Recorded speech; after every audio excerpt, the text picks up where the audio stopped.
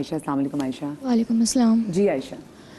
मैं आज से 6 साल पहले ना मैं कॉलेज में पढ़ती थी। उस कॉलेज में ना गर्ल्स बॉयज़ दोनों थे और मेरी क्लास में मुझसे सीनियर एक लड़का था।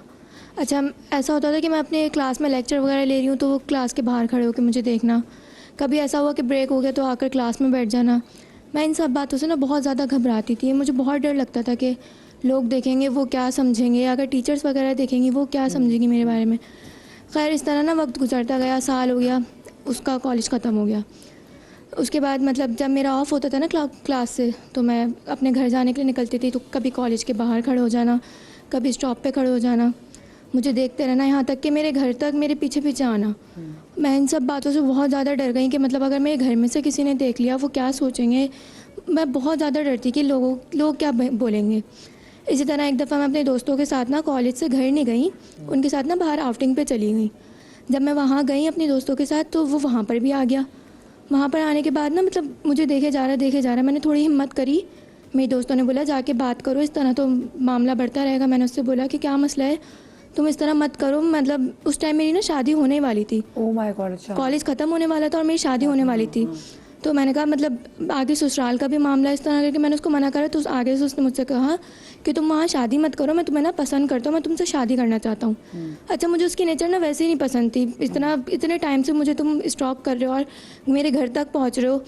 तो मैंने उसको मना कर दिया। वक्त गुजरता गया, मेरी शादी हो गई। आज मेरी शादी को 1.5 साल हो गए हैं और अभी तक स्टिल वो मुझे कॉल्स करता है नए नए नंबरों से। मेरी दोस्त से पता नहीं किससे उसने, कैसे आया आपका? दोस्तों वगैरह में से किसी ने कांटेक्ट करा, उसने मेरा नंबर लिया और अब तक मुझे कॉल्स करके बोलता है कि अगर तुमने मुझसे शादी नहीं करी ना तो मैं अपनी जान दे दूंगा। अच्छा, ऐसे लोग आपसे कह रहे हैं वैसे जान नहीं देते। मरकर दिखाओ ना। हाँ एग्जैक्टली। बहुत ढीठ लोग होते हैं। सबसे ज्यादा ढीठ और सबसे ज्यादा बुज़दिल लोग ऐसे ही होते हैं। और ये बात अभी तक मेरे हस्बैंड वगैरह या ससुराल में किसी को भी नहीं पता। मैं इस बात से बहुत डर रही हूँ कि अगर पता चल गया कि कुछ भी हो गया तो क्या होगा। इतनी वल्नरेबल एज होती है। जैसे आई रिमेंबर मैं अपनी फर्स्ट ईयर सेकंड ईयर में अकेडमी में जाती थी। सो वहाँ पे बड़ी वो धूम होती थी कि हाँ जी फलानी की नीट के लिए, वो तो 2-3 लड़की की नीट की भी वहाँ पे थी। सो देयर वाज अ गाय जो कि जिसने ना बेंचेस पे लिखना शुरू कर दिया कि आई लव मदियाना क्लियर। अच्छा, उसमें कि वो तुम्हारे पीछे बंदा और आपको समझ आ रहा है कि कौन बंदा है सी। और उसके बाद मैंने एकदम से अकेडमी छोड़ दी जब मैंने देखा कि वो किसी दीवार पे भी इससे लिख दिया। और आई फेल्ट सो बैड। ये मुझे बच्चियों को बताने की ज़रूरत है। जैसे अब जाके लेटर ईयर्स मुझे अंदाज़ा होता है कि आई वॉज नॉट उसमें मेरी हमें लग रहा था कि हमारी बेइज्जती है, मेरे अब्बू मेरे भाई को पता चल जाएगा, यहाँ पे लोग जानने वाले हैं तो वो क्या मुझे दिखाएंगे। सो और मुझे कितनी ज़रूरत थी उस सब्जेक्ट की। तो आई लेफ्ट माई वो अकेडमी जस्ट बिकॉज कि मुझे था कि नहीं भी मैं अकेडमी से मैं एक्स्ट्रा मैथ्स की क्लास नहीं, मैं कॉलेज में और मेहनत कर लूँगी। बट नहीं, मैंने सफर किया तो ना कॉन्फिडेंस में चाहिए कि ले मैं आई वाज नॉट मैं ठीक थी बट मुझे शायद, लेकिन मेरे ख्याल से यहाँ पे लड़कियों को आप पता कौन पावर दे सकते हैं? उनके अपने घर वाले पावर दे सकते हैं। आपके बाप और आपके भाई आपको बता सकते हैं बेटा कोई ऐसा तंग है जहाँ पे आप अनकंफर्टेबल हो तो हाँ बैठे। और इसमें मेरे ख्याल से उनको भी पता होना चाहिए कि ये उनकी इज्जत का मसला यहाँ पे नहीं है। कि जैसे मुझे आपने बात अभी जैसे की तो मुझे वो चीज़ वो याद आ गई कि कैसे वो हम किसी डेस्क पे बैठे होते थे तो उस पर जब लिखा होता था नाम वगैरह, बाकी लड़के लड़कियां भी मोड़ मोड़ के देख रहे होते थे तो आई फील सो बैड। और मुझे लगता था कि मैं एक आवारा लड़की की तरह। और यही सीन होता है। आज मुझे सुबह सुबह ये भी एहसास हुआ, मैंने इतने ड्रामे कर लिए कि I just remembered that one of the best scripts that I've done is called आखिर कब तक। आखिर कब तक was a drama on Hum TV। वो उसकी ये कहानी थी कि मेरी जो वाइफ है उसका स्टॉकर जो होता है वो मेरा वो और टीचर होता है उसका, और वो मेरे घर में आके रहना शुरू हो जाता है। ओके, वो मेरा कजन होता है, is friend of Asfar ji and this is so it that was very disturbing and his character was so amazing, he was the supportive husband, you don't have to worry. मैं यही इसी चीज से मुझे याद है कि वो सबसे वो लड़की घबराती है बताने से कि यार ये वो पूछता है मसला क्या हुआ है तुम्हें, लाइक व्हाट्स द प्रॉब्लम, वो नहीं बता पाती।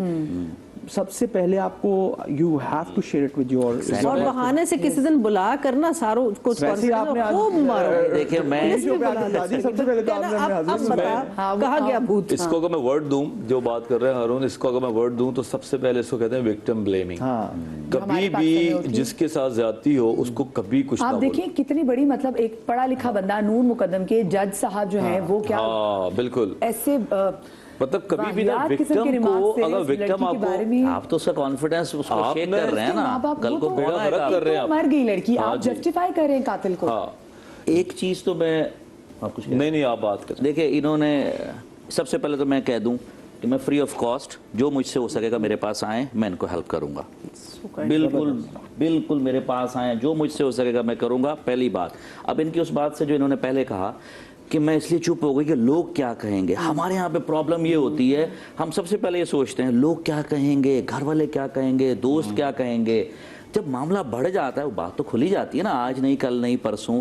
सबसे पहली चीज़ ये सोचना छोड़ दें लोग क्या कहेंगे। आपको सबसे पहले ये देखना है कि मुझे अपने आप को देखना है, अपनी फैमिली को देखना है। 2026 आ रहा है, इसमें लोग क्या कहेंगे, Exactly. लोग जो मर्जी कहेंगे। जो सबसे आप इम्पोर्टेंट, अपने आप को देखें, अब लोगों ने ज़माना आपकी कदीम जिंदगी में नहीं थोड़ी अब जीनी। रह रहे हो। आज ही सुबह बात कर रहे थे, मुझे उस बच्ची का नाम भूल गया, ये शायद कोताही के लिए क्या है। This is how life is, this is how लोग क्या कहेंगे के ऊपर ही शायद वो बच्ची खामोश रही, क्योंकि उसकी जिसको माँ क्योंकि माँ भी मार दिया गया। जी, अभी जो सना जो सना थी, सना, वो टिकटॉक जो जी, जी, जी, इस्लामाबाद में लोग क्या कहेंगे, ये कहेंगे कि यार 6 महीने बाद जो कुछ आपके साथ जितना बुरा हो जाएगा आपको भूल जाएंगे। Yes. तो उससे पहले अपने आप को ना उस Exactly. पोजीशन में डालें। एक बच्चे की जान चली गई, अगर आप यही सोचते रहेंगे कि लोग क्या कहेंगे और लोग और तो आपके कह साथ रहे क्या कुछ हो सकता है। लोग तो अभी भी कह रहे हैं, हमारे यहाँ लोग कहाँ बहुत रुकते सारी हैं? जिंदगियों को बर्बाद भी किया है, बहुत सारे ये कल्चरल प्रैक्टिस बन गई है फजूल की। एग्जैक्टली अननेसेसरीली आप पे वो चीज थोपी जाती है कि जिसके अंदर आप सारी जिंदगी भले खुश ना रहे लेकिन दूसरे क्योंकि खुश है ना, Yes. तो यू आर सो बॉदर्ड कि दूसरे को खुश कर रहे हैं, आप लोग क्या खुद कहेंगे। में थोड़ा सा ऐसा रिबेल पैदा करना चाहिए। Exactly. ये फैमिली वाले सबसे पहले सबक सिखाते हैं। ये सबसे बड़ा अलमिया ये है कि बच्चों को माँ बाप या चाचा मामा यही सिखाते हैं, चुप करो, कुछ किसी ने बताना क्या कहेंगे लोग। और ये घर से इतना रिलीजियसली भी फॉलो होता है,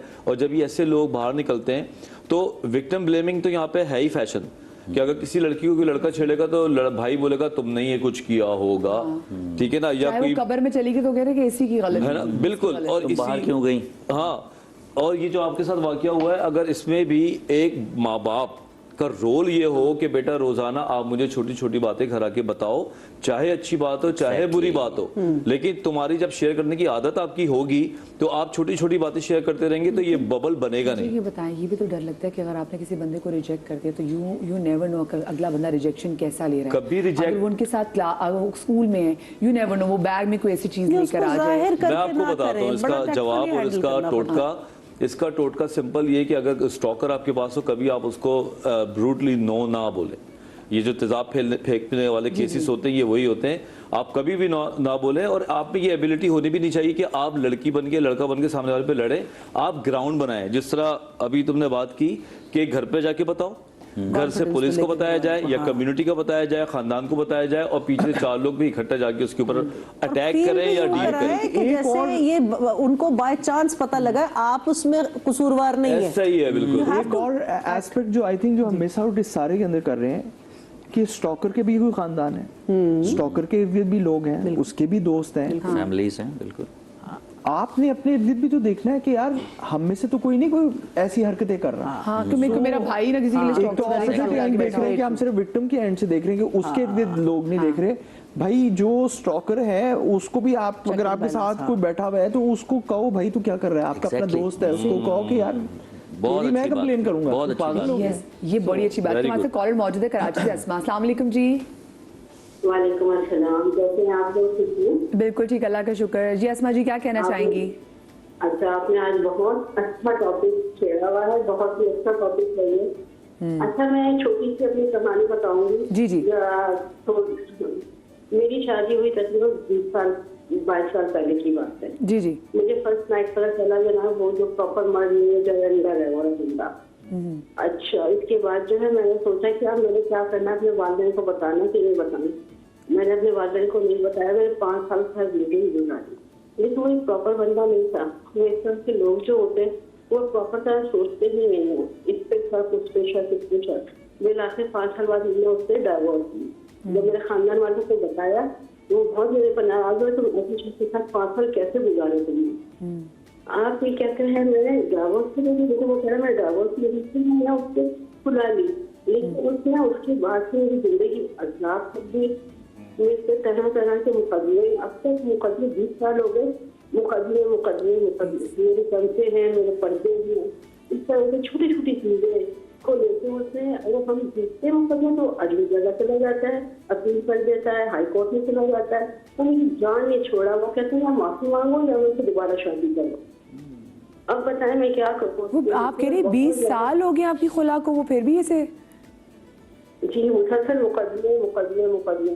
उनकी शादी होगी दोबारा, उनकी शादी दोबारा होगी, लेकिन हाँ, लेकिन वो ये कह रहा है कि मेरे से शादी करो या मेरे से माफी मांगो, लेकिन नहीं तो मुकदमे मुसलसल मुकदमे मुकदमे मुकदमा चलता रहता है। अभी आप करंटली आप पे क्या मुकदमा किया हुआ उन्होंने?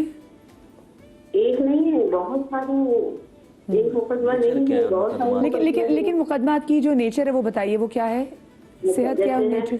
उसने मेरे पर्दे देने, चमचे देने, मेरा चूल्हा देना, इस तरह की ऊट पटांग। चूल्हा देना है और चमचे देने हैं, पर्दे देने हैं। चले वैसे तो कितना टाइम है उनसे आपके हाँ, पास? तो बस वही रिजेक्शन मेरे ख्याल से बहुत सारे केसेस में बाकी जहाँ छोड़ देना पे चाहिए। खवातीन सुलह लेती हैं। इसमें एक जहनी बीमारी भी होती है। हाँ, ये जहनी बीमारी वाली बात कह रहे हैं। इसमें एक जहनी बीमारी होती है, उसे कहते हैं पैरानॉइड शिज़ोफ्रेनिया। ऐसे जो पेशेंट्स होते हैं पर्सनालिटी, और ये अमूमन 35-40 साल 45 साल की एज में होते हैं। come under schizophrenia। हाँ, एक बीमारी है पैरानॉइड शिज़ोफ्रेनिया, जिसके अंदर उसको हमेशा ये रहता है कि मुझे इससे डर है। जब उसको लगता है कि मुझे इससे डर है तो इन रिटर्न वो कोई ना कोई तरीके से सामने वाले पे हमला कर रहा होता है। अपना डिफेंस ऑन रखता है। डिफेंस ये लोग जो है ना, ये मुकदमे करके कर रहे होते हैं, केसेस बनाते रहते हैं और ये अजम्पशंस पे बनाते हैं, ऐसा हो सकता था, ये हो सकता था, अगर ऐसा होता तो वो केसेस। हैरत मुझे ये है कि ऐसे अजम्पशंस की बेस पे केसेस को एक्सेप्ट क्यों कर लेते हैं? प्रॉब्लम्स से बढ़ती हैं। तो ये बीमारी है और ये बीमारी बड़ी मुश्किल से जाती है क्योंकि उनको बहुत रियल लग रहा होता है। एग्जैक्टली। और वो ये लोग अमूमन, हमने बुक्स में पढ़ा है कि अमूमन ये लोग लिटरली कोर्ट में बैठे रहते हैं कि ये पेपर डालो, वो पेपर डालो। आप अपने हस्बैंड को बताया ये बात? ये अभी तक उनको नहीं पता ये बात। तो टेलीविजन बात करें, लेकिन I believe he is the man.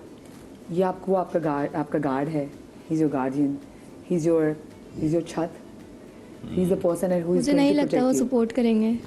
आप अपने पेरेंट्स से बात करें, ये मेरा आपको मशवरा है कि आप उनसे पहले अपने अम्मी अब्बू से बात करें और उनसे कहें कि वो उनके अम्मी अब्बू से बात करें कि ऐसा एक मामला हुआ था और अब क्योंकि वो दोबारा से परेशान कर रहा है, इसने डर के मारे नहीं बताया। जब देखे बड़ों की उसकी ग़िज़ा है, हाँ, एंड खामोशी। Exactly. बड़ों की जब इन्फ्लुएंस किसी भी मामले में होती है ना, तो उसका आउटकम अच्छा निकलता है। तो मेरी यहाँ तो ऐसे भी इमेच्योर बड़े जो बॉदर भी नहीं करते बात करना या सुनना या कुछ भी बयान करना, हंसी आती है उन पे, अल्लाह उनको हिदायत दे। लेकिन आई वुड से कि आप अपने पेरेंट्स को ज़रूर इन्वॉल्व करें और आप उनके, फिर जब आपके अम्मी अब्बू उनके आपके हस्बैंड के अम्मी अब्बू से बात करेंगे ना, तो एक सोल्यूशन बहुत बेहतर तरीके से निकल आएगा। फिर वो उनको अपने बेटे को भी समझा सकते हैं कि इसकी अगर गलती हो तो ये हमें बताए क्यों। जी जी।